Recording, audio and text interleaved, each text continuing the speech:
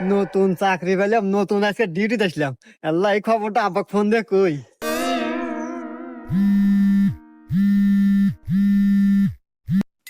হ্যাঁ বাজান। হ্যালো আব্বা।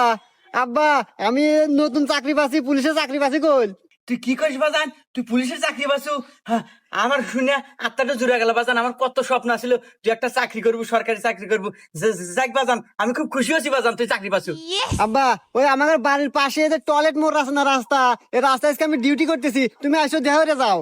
বাজান আমি এই সময় কিভাবে যাবো আমি বুঝতেছি না তো। আরে আব্বা, আমার মোটর সাইকেল আছে না, ওই মোটর সাইকেল বাইরে বাইরে টান দিয়ে আইসো, এই যে টয়লেট মোড়ের রাস্তা, এই রাস্তায় এসে দেখা করি, কথা কই তোমাদের। আচ্ছা আচ্ছা বাবা, ঠিক আছে, আমি এখনই আসতেছি বাজান। আয় আমার বুকে আয়। আব্বা, বুয়ে পরে যাইতেছি। তুমি মোটর সাইকেল নিয়ে পারাইছো, তোমার মাথায় হেলমেট নাই, 500 টাকা জরিমানা দাও।